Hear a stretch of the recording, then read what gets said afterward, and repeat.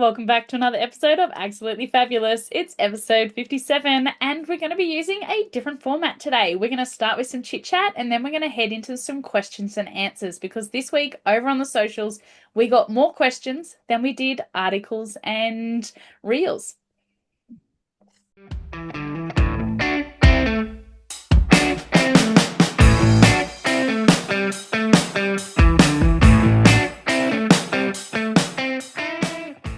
Hi, welcome to Agsolutley Fabulous. My name is Gillian Fennell, also known as Station Mum 101.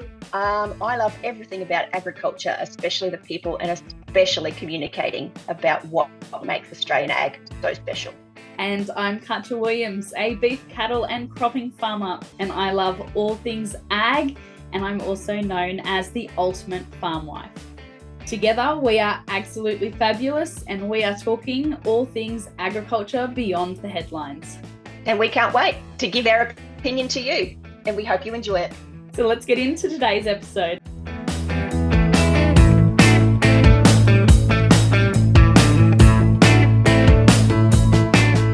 Yeah, chit chat. If you're listening to this, you have well and truly missed the makeup night.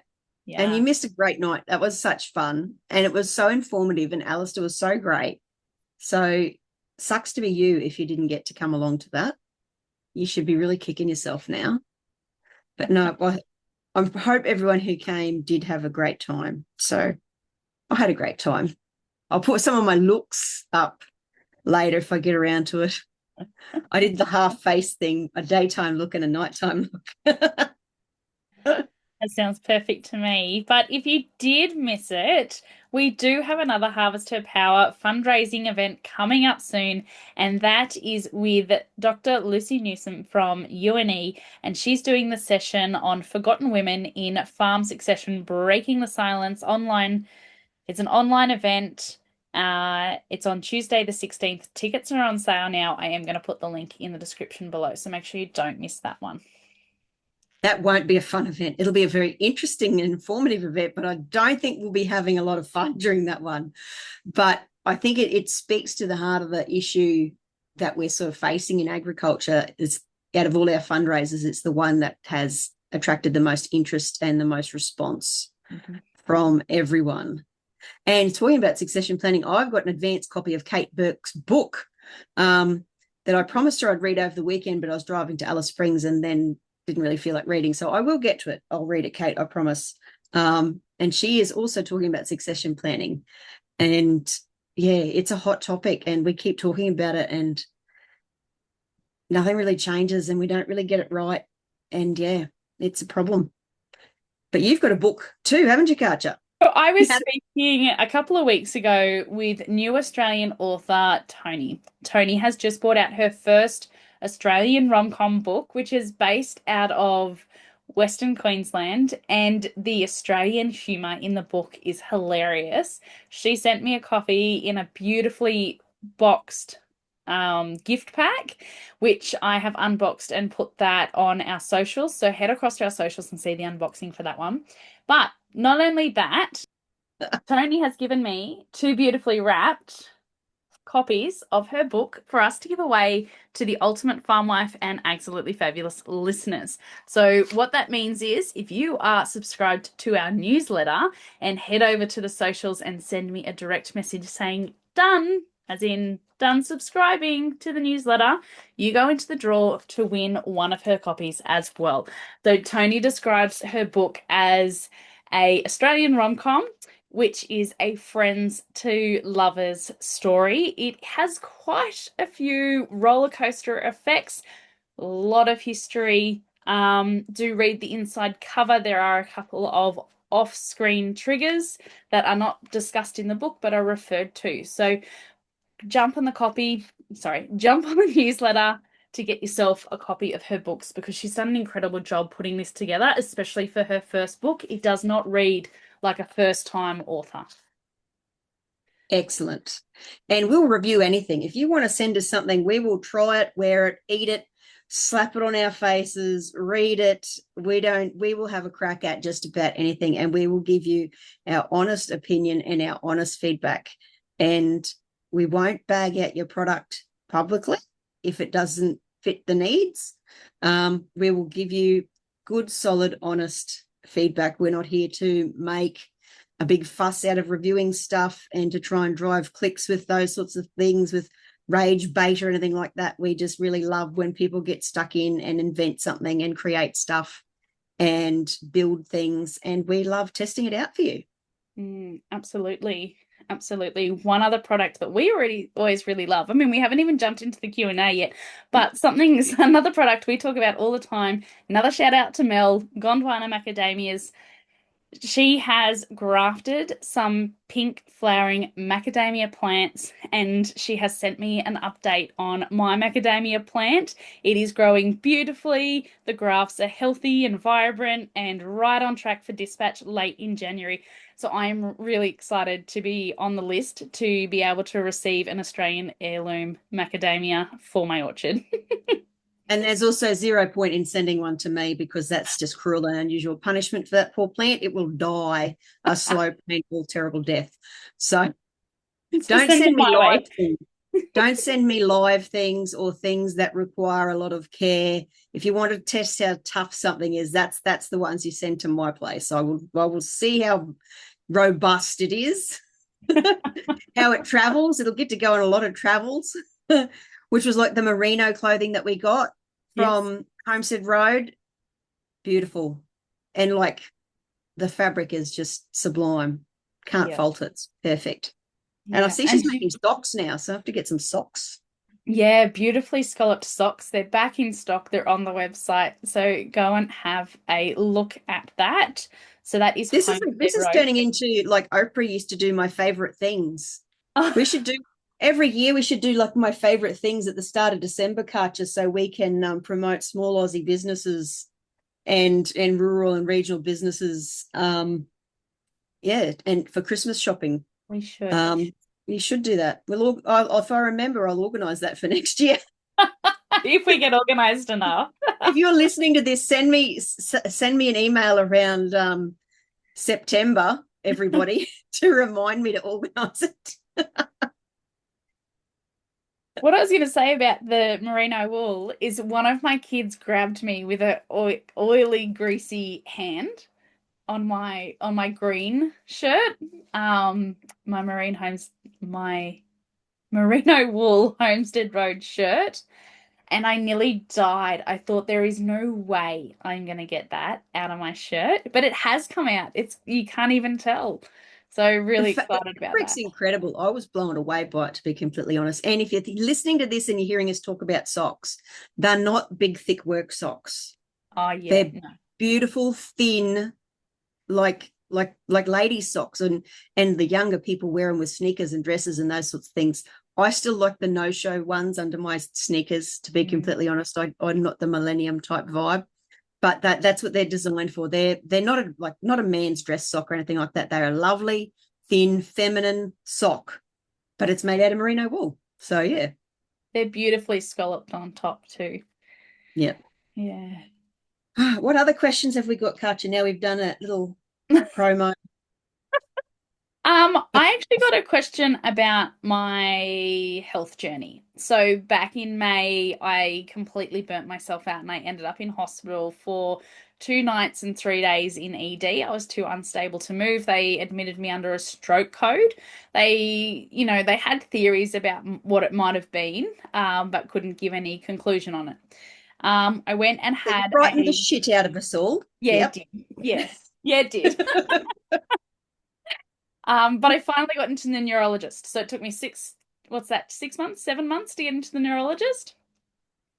And they have started me on once a month injections for the migraines, which are still happening. So still getting a handful of migraines a fortnight, which is an absolute pain in the ass when you've got 4 kids and a husband who rely on you, plus everything else that we're doing. So we'll see how that goes. So I'll keep you updated. So thank you for asking about my health and asking for an update. Yep. That's why I do my best to not stress Katja out. It doesn't work, but I do try. Oh, the ultimate farm wife. Oh, We're about to hit a milestone, Katja.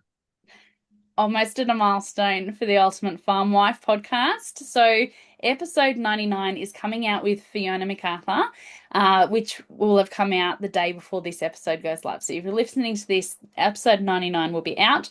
But followed after that, episode 100 is an interview which is where the mics are turned. So I am actually being interviewed by my show editor, Krista DePathrath, who is based over in the States. And she does Australian, Canadian, and American podcast editing for agriculture, for women in ag specifically. And so she's turned the tables. She gets to ask me questions. So if you want to know a little bit more about me, the farm, the kids, all of that, head across and tune in to the 100th episode of The Ultimate Farm Wife. Are you going to have a party when that's released? A 100-episode party? I should. You'll have to organise it for your own self because... Well, I'd love to know what people think I should do for the 100th, and I'll take photos and put it up on the socials for everyone. So would really love your comments on what I should do to celebrate 100 podcast episodes. I've got Ned's number there. Maybe I should send him a sneaky text and tell him to organise something. You guys finished harvesting and making hay yet? No. And you haven't caught on fire again recently? No more fires at your place? No, not recently. No, all been going really, really well. We do have our annual RFS Christmas shed party coming up. So that's on this weekend. And I'm the new secretary treasurer for that role. So it's my... And do no other people live in Dubbo? Honestly. They looked around and they went, who's the busiest woman we know? Oh, yeah, we'll give her another job. That's an excellent idea. If you want it done, ask a busy person. So it's been my third year doing the poster for it, but also I think it's the first year that I'm getting all the little bits and pieces. So I picked all that up in town today. So that's all ready to go for the weekend. But we do, because we have the centre pivot irrigation system, which is using grade B water, which is Dubbo sewage effluent. It's treated 1 grade below drinkable. So no chemicals, no feces, none of that comes through. For anyone who was interested in knowing that, we cut every 6 weeks, every 6 to 8 weeks for hay, depending on the season. So we will cut hay all the way up from the beginning of spring all the way through to the end of autumn, and we'll also get some silage cuts or haylage cuts off that as well, depending on what the season does. Listen, good thing Ned loves driving that tractor, that's for sure. Yeah.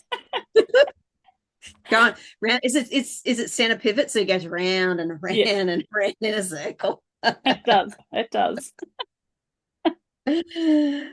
All right. What else have we got? What other questions do we have? Are tickets on sale yet? Yes, tickets for the Harvest and Power Conference. The early bird tickets have gone on sale. Yes, and the date when that shuts is end of January, I believe. I made it shut on my birthday, so everyone can remember my birthday. So January 31st is the last day to get your early bird tickets. I'll still forget that it's your birthday. That's fine. I'll be like, I'm sure there's something else I was meant to do. But yeah, so they close at the end of January. So if you want a really great discount, jump on and grab those tickets now. And the more tickets that are sold, the earlier, the better, because it gives us a bit of cash flow so we can start buying all the cool stuff and paying the speakers and organising the accommodation and everything like that. So we're not always leaving it to the last minute. So jump in and buy your tickets now, please. More goodies in your goodies bags. Give them to people for Christmas. Buy your family and friends tickets to the conference for Christmas. It's very eco-friendly. No waste. And if you get a table of 8 together, it's even cheaper. Yep. You'll have to contact us for that because that's not available through the ticketing platform, but we will happily arrange that for you. Absolutely. Now, a question did come through on one of the ag forums that we were going to discuss today. We are going to discuss about the core message of it because it happens more often than not in agriculture. And that is, who else is expected to work for free in a family farming business or no security, I guess is what I'm trying to say. Yeah, it is. It's hand in hand with succession planning or lack thereof. In one of the things that we do really, really poorly in agriculture, and it's not unique to Australia. My discussions with farmers show me it happens around the world, and that is enticing, kids or grandkids to come back and work on the farm. Sometimes they're married, so they bring their partner back. So that's great because she works for even less than nothing, because she's also looking after the primary worker that you've enticed back. So you can get 14 hours a day out of him quite easily because she's doing everything else at home. Plus she's on call to do whatever else has to be done. And they're not being paid. No one's being paid. Sometimes you get draws from the business. Sometimes you're enticed back on deals that, you won't have to pay for a single thing. We'll pay for your vehicle, your food, your phone, your internet. We'll give you a fully furnished house, all that sort of stuff. Not true. Mm-hmm. Every single scenario I have encountered where people have been promised that, it is never true. They are always having to buy their own groceries, pay for their own services, pay for their own motor vehicle for two different reasons. One, because people tell lies about what's available, and two, because sometimes what's being offered is really substandard and not fit to be used by neither man nor dog. So we really need to lift our game. And we hear a lot about, the farm's not financial enough to pay a proper wage and this and that and everything else. Yet it's really hard to stomach that when you see like mum and dad over here in their really nice house with their really nice car and everything's coming out of drawers out of the business. And then the other side of over here is really struggling hand to mouth, sometimes can't even, buy essentials for their kids and take a holiday or anything like that. It's just the disparity, I think. And if you're in this situation, if you're in this scenario, we both know, Katra and I both know, it's not quite as simple as saying, we'll just pack your shit and leave. Because there's so many other things tied up in this, but we just want you to know that you're not alone. You are not the only one this is happening to, and we know it's not good enough. And in our own little way, we're trying to raise awareness and to change it and all those sorts of things. And if you're also listening to this and over Christmas, you're going to go and visit your partner's family and they're going to sweet talk you and lean on you about moving back to the farm because they need the help and they'll miss you so much and it's going to be great, and get everything in writing. I am fucking so serious. And both parties sign it. Time and date. Get it dated, stamped, signed by both parties when the offer is made, and put a review date on it. Yeah. Whether that's by a time period or events, because every time you have a child, the dynamic changes. If someone gets seriously injured, the dynamic will change. Get everything in writing. Please, I beg you, before you go back. And if your partner is the one who's encouraging you to sort of pack up all your shit and leave your nice, comfortable life that you've built for yourself and go with him and live on his family farm, get him to listen to this part of the podcast. Don't make him listen to the whole thing. He'll probably hate it. But play this bit to him. I swear to God. Mm-hmm. And then if he doesn't listen, give me his phone number and I'll ring him up and I'll talk to him myself. And I think the other really important thing, which is what I've spoken to a lot of farm wives about, not necessarily in public on the podcast, but behind the scenes. I've spoken to a lot of them who have come to the farm and they have sunk their own savings into the farm because they thought the farm was going to be their future. Don't do it. Keep your savings for you. Keep your savings for your kids. If you have kids or if you plan on having kids, do not invest your savings in the farm unless there is something in writing that is going to guarantee it at the end of the day, because so many of us are unpaid. So many people don't get the benefits that they are promised. Some people start by getting the benefits and then they are slowly deducted once they are on farm and they're established. So keep it for a rainy day. I know that's really old school advice. It's really hard to listen to. You always think that you're never going to be the one that will happen to. Don't put your savings into the farm. Save them for a rainy day, save them for the drought, but don't put it into the farm even in that time, unless there is No. something in writing. We have said this so many times. The farm is a bottomless pit. It will take everything and still demand more. It will take all of your energy, your life. Don't let it take your savings and your money and your own personal assets as well. Because like anything could happen in a heartbeat. A serious illness, an injury could change your life in a blink of an eye. You need to have that, because so many of us don't, and it is terrifying. Terrifying. I spoke to another farm wife. It was quite a while ago now, but I did ask her if I could share certain parts of her story, and she said yes. And so one of the promises that she was given to the farm, because she was not going to take a wage, she was happy not to take a wage, but she had certain things that needed to be paid, such as education for her kids. So if I'm going to be on farm and I'm not going to take a wage, then I need my kids to be educated. Now, what that meant for her is that she had multiple kids, boys and girls, and that meant education for all. The farm then turned around and said, we will pay for the education of the boys. Oh, don't do Because that. that's what the farm can afford. Oh, And they wouldn't pay for the education for the girls. And geez. we just had to be in silence and just feel the weight and depth of that. Oh, that's so because that's their own grandchildren. That's this. Every time we have one of these conversations, that's what I come back to. Like, these are your own children and your own grandchildren. What the hell? What the hell is going through your mind when you go, nah, don't worry about them girls. They can just do. They don't need to be having an education. Them pesky women's. Like, what the hell is going through your brain? I just think, what era are we in? Oh, Jesus Christ! Like, I shouldn't be shocked, and I think the shocking thing is that I'm not shocked. Yeah, because I'm not, like, that doesn't surprise me in the slightest that someone's said that.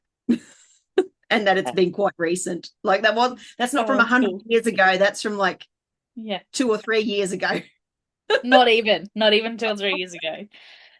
But let's jump into another topic, because I can feel us going down a rabbit hole in this, and it might get dark pretty quick. So Yep. we had another question come through. Getting married on the farm in the new year. Congratulations. That's exciting. Advice from the ag if you're looking on YouTube, don't worry about the faces I'm pulling. I'm very happy and supportive of your choices. I didn't see the faces. I'll have to go back when I edit it. Okay. Getting married on the farm sounds like an excellent plan. In the shearing shed, I hope. It doesn't say. It just says looking for advice. I'm going to let you go first, Gillian, because I think your response will be very different to mine. Mine's pretty logistically based, I think. Yeah, look, and this is the thing. Like, if you live on a farm that's a stone's throw from town and you're well resourced on your farm, like, just say you've got shearers' quarters or something like that, where you've got plenty of toilets. Toilets are going to be the biggest thing. Yeah. Second to catering. So you're going to need plenty of electricity and cold room storage and all that sort of stuff. And it also depends on how many people. If you're going to have 20 people there, that's fine. But if you're planning on having 200 people, don't. Did you get married on farm? No, we got married at a venue in Townsville in Queensland, where everything was done and you just walked into the room and they cleaned up and everything. Like, because my mum ran a catering company for some time, and that was when I was like in my early teenage years. So I did a lot of waitressing and cleaning and all those sorts of things. And I just thought, I do not want on on my wedding, my mum to be catering for this and cleaning up everything, and I'm not going to do it either. So let's just pay someone to do it. And that's the thing, because that was like 25 years ago. So that was like quite a long time ago, before the internet was even properly a thing. So couldn't get any cheap stuff off eBay, had to source it all by hand, like actually drive to shops and make phone calls, et cetera, et cetera. But these days there are mobile caterers and all that sort of stuff. But my biggest personal concern would be toilets. Are you going to have adequate toilets? Men don't care. and I'm sure some ladies don't care, but if you're going to have older generation there, they will care about toilets and they will need to be clean. So yeah, that's my biggest concern is the toilets. And easy to get in and out of. Yeah. Can't have people getting wedged in the toilets. That's ruin everyone's fun. Yes. Yeah. So I got married on farm. So that was a lot of fun. I also had done catering for a long time. So I was a head of house for a mobile catering place and worked a lot of places, a lot of farm weddings before I got married. So that was a lot of fun. Took a lot of 1%ers away from each wedding. Um, so we had a split ceremony and venue. So the ceremony was down the paddock at the creek. We knew that people would be traveling large distances. So for me, it was really important for people to have something to drink and something to eat when they got there before the ceremony started, because you don't want your guests starving. But we also chose non-alcoholic beer and non-alcoholic champagne to serve beforehand because we didn't want people, it was like 30 something degree heat, and we did not want people either Yeah. getting dehydrated, sunstroke, or drunk before I got there. And do you know what? Nobody noticed. No. Nobody noticed that it was non-alcoholic. So I recommend that. And I recommend that even if you're running a little bit late, then people are still fed and they're fine. And we had a toilet down there on the creek as well. And then everyone walked up the hill back to the homestead, and we had it out the front of the shearing shed because it was perfect weather, under festoon lights. But also on top of that, we got the cool room with all the alcohol and everything delivered 2 days in advance, so it had time to cool down itself, cool down all the alcohol and non-alcoholic stuff. And I got several eskies out and wrote them up so that the boys who were on the road directing the guests, they were good friends of mine, and one of my brother-in-laws, I think it was. So they were directing traffic so that people knew where to park and they knew where the ceremony was. And we packed them an esky so they could have some cheeky beverages while they did that. So they didn't get grumpy at us for putting them in 30 plus degree heat doing that job. And then we also had an esky for the boys and the girls for when we went to get photos, because photos usually takes anywhere between half an hour to an hour, usually between your reception and your ceremony and your reception. So we had eskies for everyone so that everyone could drink, and we didn't just put booze in them, we also put water. Yeah. Got to have water. That's a big thing I think a lot of people forget when you're catering a function on farm, because we'll just go and drink. Like, you can't drink out of the tap at my place, but I do know, well, we've got a tap in the cold room that you can drink. So we know to just go and get a drink. But if you've got like strangers there who don't know what water you can and can't drink and might not be familiar with, how farm water works and that sort of thing, and they probably just will not drink water out of the tap because they don't know. So yeah, just have some water on hand in daddy cools or in bottles or something like that. Yeah. And don't wear pointy shoes, wear wedges. Yes. If you want to heel, wear a wedge. Don't wear a stiletto. You could probably get away with the block heel, but yeah, steer clear of the stiletto type ones, or wear your boots. If you're getting married on farm, wear boots under your gown. Yeah. No one's going to see them anyway until you do your photos and stuff. So yeah. I actually have a hilarious picture. I might even send it through. I wore the most ridiculous shoes to my wedding because I got a quote on, I'm quite short. Gillian and I are quite short, if you haven't met us in real life. We're quite short. We might sound like tall, leggy brunettes, We're but not. And so I got a quote. Stumpy. Yeah, we're quite stumpy. I got a quote to hem my wedding dress, and it cost more to hem my dress than my actual dress. So I thought, I'm not doing that. I'm going to wear these ridiculous shoes so that I don't have to do that. Now, it worked out well for me, but if you're someone who's prone to rolling ankles, maybe not. You wear your boots. No. Yeah, yeah. And tell your guests the same thing, not an event to wear your heels to, sort of thing. No. But yeah, if you want to pull on the sort of logistics and preparation and everything, and this is another thing, is your future partner on board with getting married on farm? Because if they are not, and they don't help you prepare the everything, then you're going to have a really tough time. But if he or she, if they're really like keen to like cook in and, do all the cleanup and everything else like that, go for it. But if they're a bit sort of ambivalent about it and just be like, oh yeah, I suppose I can run the harrows over it, or do a bit of something. Like, yeah, maybe rethink. But yeah, got to It's a make lot of sure. maintenance. Yeah, A lot of it's a maintenance. lot. But Thinking yeah, back on your wedding day, Gillian, is there one piece of advice you would give to the bride and groom? eat. Eat, yeah. Eat something. I nearly expired in the church. One, because I was wearing a corset underneath my gown and it was like North Queensland humidity. I think it was probably 35 degrees and 75% humidity. And it was the church and there was no cooling in there and I nearly died. But you need to eat, even if it's just, and not like just little finger food things. Carrot sticks are great, dried nuts and fruit, those sorts of things. But you need to eat and drink. Not drink. Don't get up and have a glass of champagne for breakfast. That's a stupid idea. Get You up and are have up a nice so cup of early. It's tea. a big day. Have a nice cup of tea. Keep yourself really hydrated. Yeah, because you'll be in a really unfamiliar situation, wearing clothes that are generally quite uncomfortable in front of a lot of people. So eat and drink Yeah. proper food, Yeah. not just alcohol. Don't do that to yourself. Mine would be to take 10 or 15 minutes out of away from photos, away from everybody else, just 10, 15 minutes with you and your new wife or your new husband, because it's your day. It should be about you guys, and it's about the promise that you're making to each other. So make sure you've actually made time in the day to spend time together, to check in with each other, and just enjoy brand new married life before you join your guests. That's a lovely piece of advice. That's very emotional, Katja. I was all practical. Well, we had to have a mix. Oh, so now that we've discussed working on the farm and getting married on the farm, let's talk about Christmas on the farm and how to Yes. handle it when you don't really feel it, when you don't have the vibes. Because last year we did the tips and tricks about going, if you're going to the farm for Christmas, take batteries, take your own food and drink, Take spare clothes.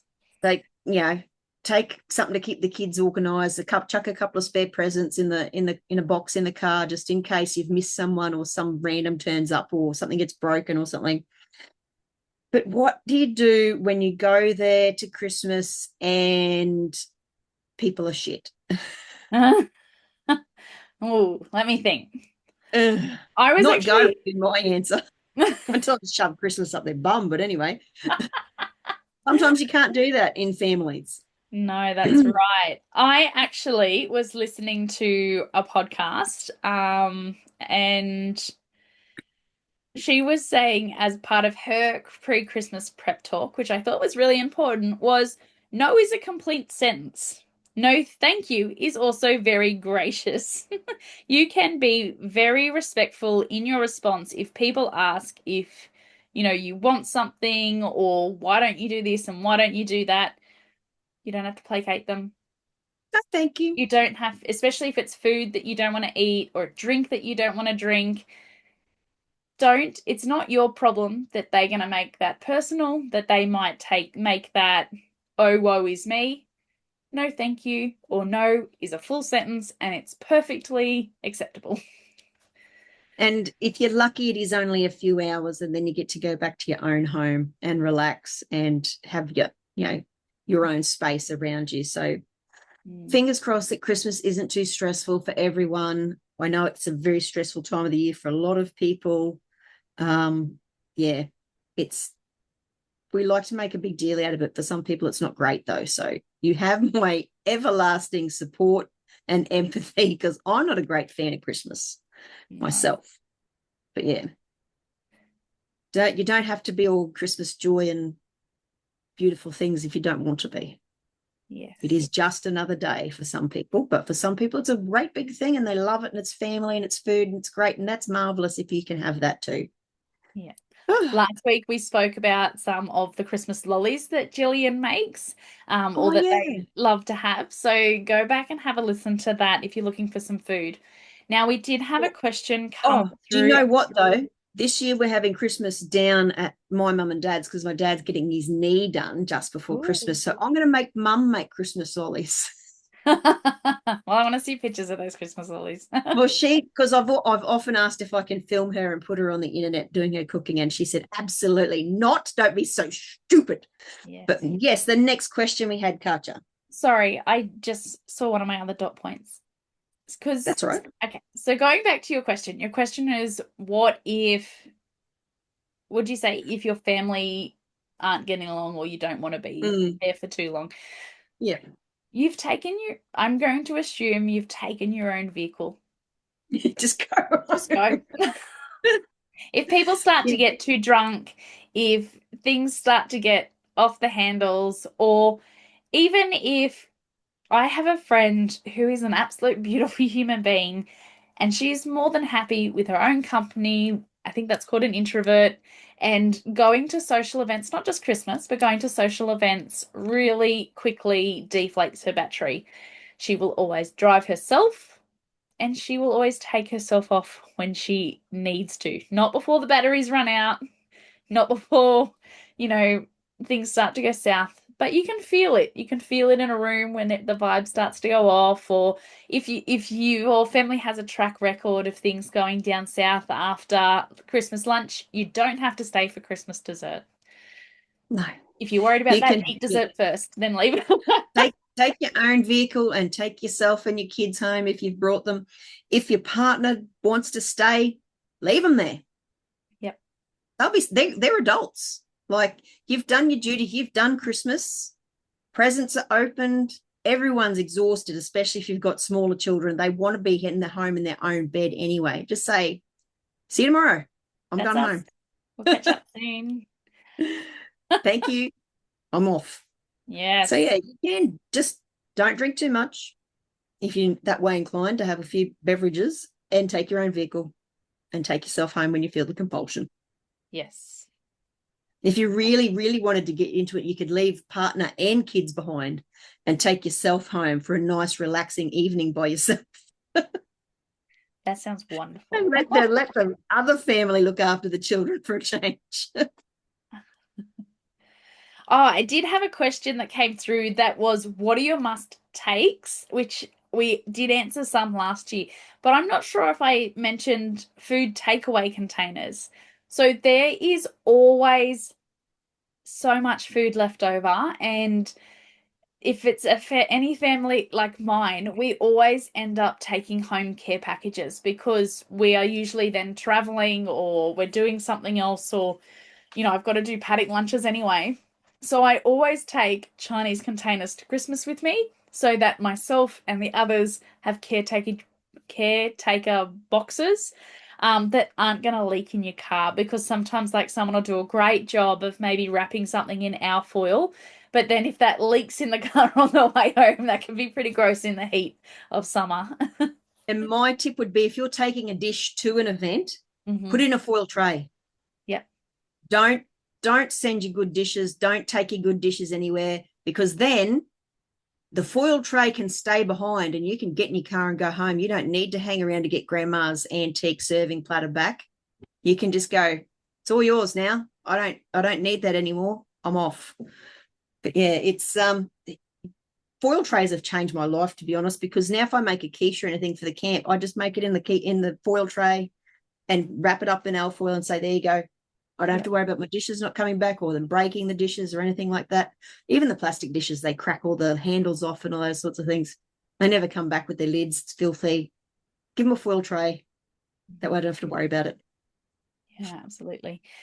I was actually talking at jiu-jitsu one night with a lady from Ireland and another lady from the UK. So they're slowly getting used to Australian Christmases. They haven't been here very long. To them, it's so strange that it's, we're not winter. Yeah. So they wanted to know AgFab's tips, tricks, and hacks for making it feel more like Christmas when you're used to a white Christmas.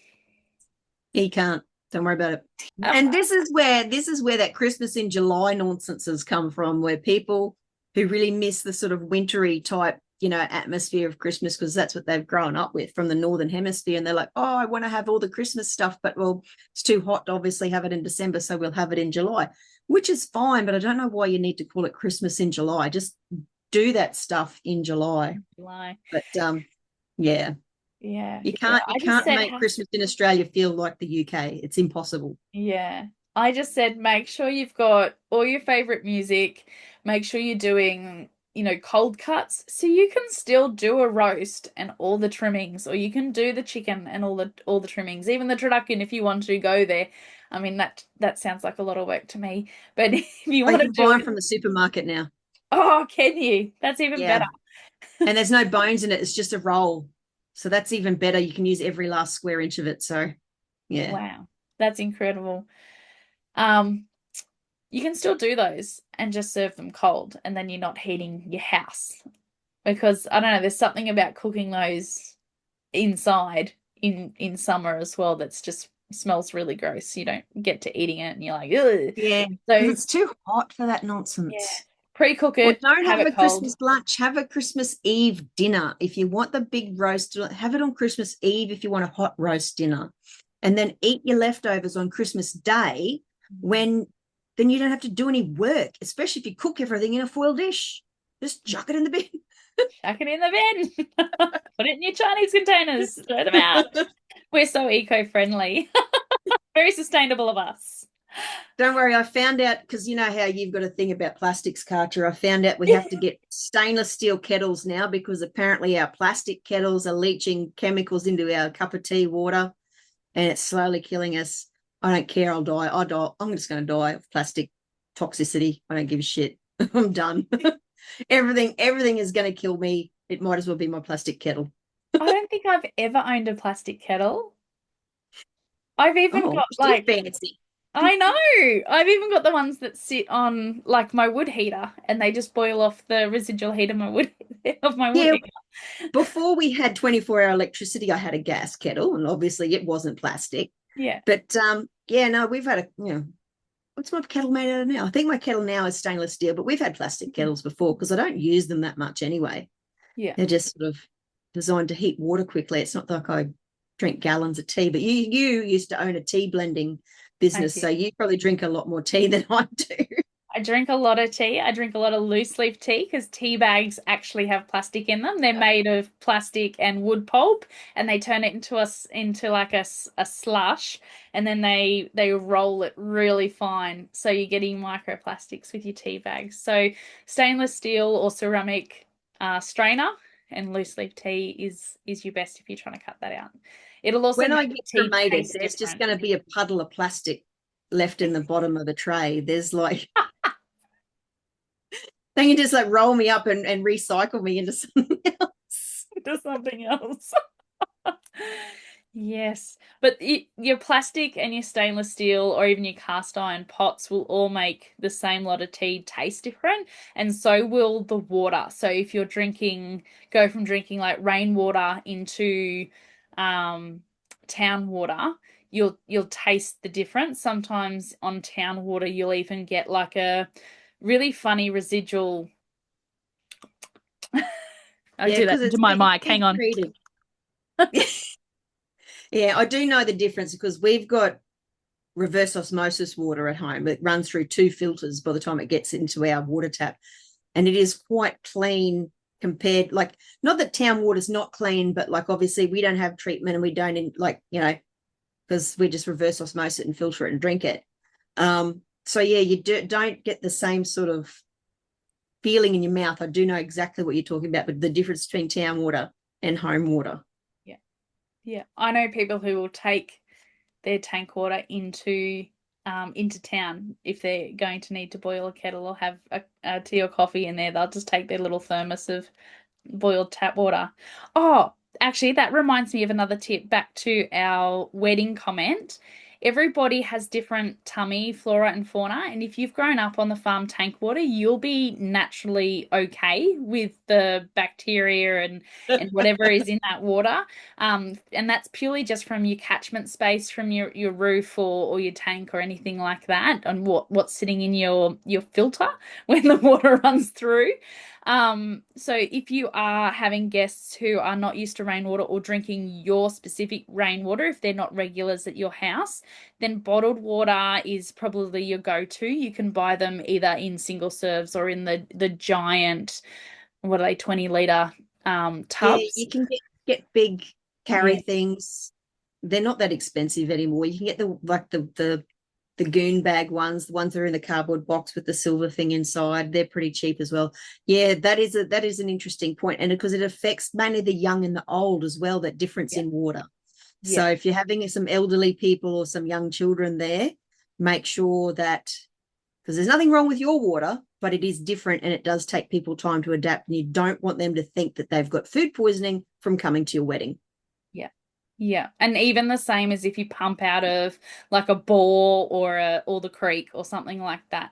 So that's probably another point for getting married on farm. We have some fun facts for some events that are coming up in 2026 that should be on your calendar. So the first one is quite obviously going to be Harvest Her Power. So the 23rd and 24th of February in Dubbo, New South Wales. But the Australian Women in Agriculture have also announced their event for 2026, and it will be in on the 27th and 29th of July 2026 in Orange, New South Wales. So very close to me. Oh yeah, Evoke Ags in February. Oh, I I should was know that. close. Another reason that we're not quite talking about yet, but some our close friends know what's happening at Evoke Ag, but not for wider circulation yet. April, I don't have anything in my list for there yet. We do have lamb X's this year in July in Adelaide. If you're into sheep, I think that's early July. Yeah, there's a few things happening, but if you've got an event as well, let us know and we will just send us your social tile and we'll pop it on our socials and we'll share it whenever we see it, because we're happy to do that sort of stuff for you, our friends and listeners. Get the word out there about your local shows and any events that you might be putting on. We'd love to do that. Yeah, absolutely. So let us know if you have been enjoying Absolutely Fabulous, then make sure you're leaving us a 5-star review where you listen to your podcast. And we are also still looking for a season sponsor for next year. So if you want some more shout outs, if you want some more advertising, if you're running a particular campaign next year and you want to bring awareness to that, make sure you're jumping in our emails or in our direct messages. You can find us anywhere on socials, both in our individual accounts as well as Absolutely Fabulous, and the email address is always in the show notes. And thank you very much, everybody. And we'll see you again next week. Bye.